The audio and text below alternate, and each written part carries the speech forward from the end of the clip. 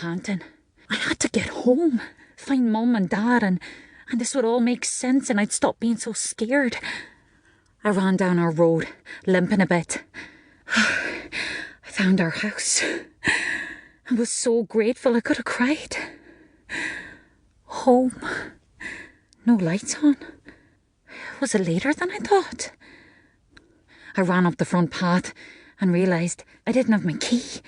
I had nothing in my pockets at all. Where was my handbag? My phone? Oh, Mum would kill me if I lost it. I banged on the door, already thinking what I'd say to them. I'd say, Mum, Dad, I woke up in the forest and I don't know where I've been. I banged and banged for ages, shouting, Mum, Dad, it's me, it's Zoe.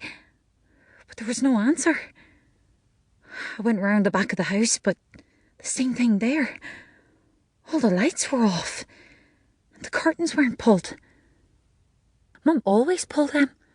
She hated people looking in at us. In the end, I got a rock from the garden and knocked the window in. I hoped I wouldn't get in trouble. I don't know what else I could have done. Inside, the place was dirty and dusty and all the furniture was gone. Spaces on the walls where we used to have framed pictures. Me, Mum, Dad, our family of 3. I went up the stairs to my room. All my stuff was still there. The bed, the wardrobe, all my makeup and posters and shoes.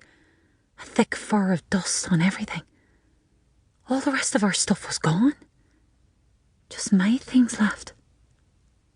On my mirror were pictures of me and Danny, arms round each other. It all kind of got to me then. I was so tired, and it hurt all over. My head hurt the most. I looked in the dusty mirror and saw, well, it was me, but it wasn't. I was old. Lines on my face, some grey in my hair even. I didn't recognise myself. It was like a bad dream. I almost wanted to smash the mirror, I was so scared. But instead I ran out of the room, down the stairs. I was shouting like a mad woman.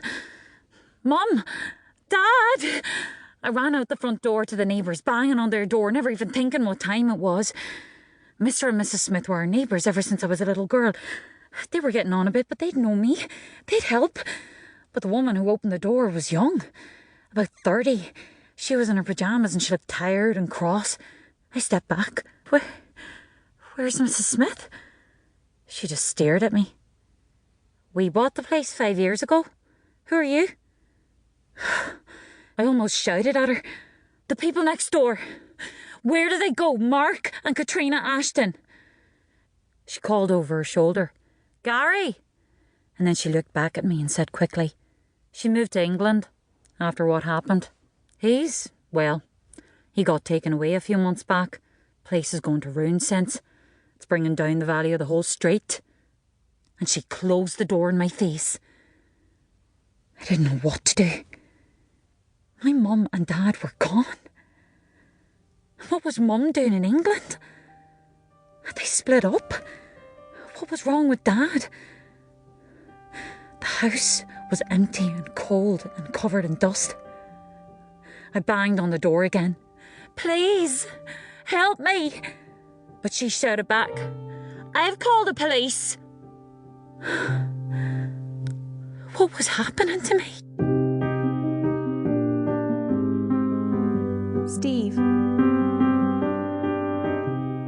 I was the one who found Zoe Ashton. I pulled her from the River Black 10 years back. It was 3 days after she disappeared on a night out in town, and we'd been searching everywhere for her. Hoping for the best, but knowing that every day it was getting more and more unlikely. That night, I was driving past the river, about 7 o'clock. It was a sunny evening. The water almost looked nice. You know how normally it's so black and freezing, dark as a killer's heart? That night it was gold, shining. There were some kids on the riverbank drinking, up to no good. But I heard through my windows that they were screaming about something. Not messing screaming. Proper screaming. I stopped the squad car and got out. There's a body, they were shouting, in the water. I should have waited.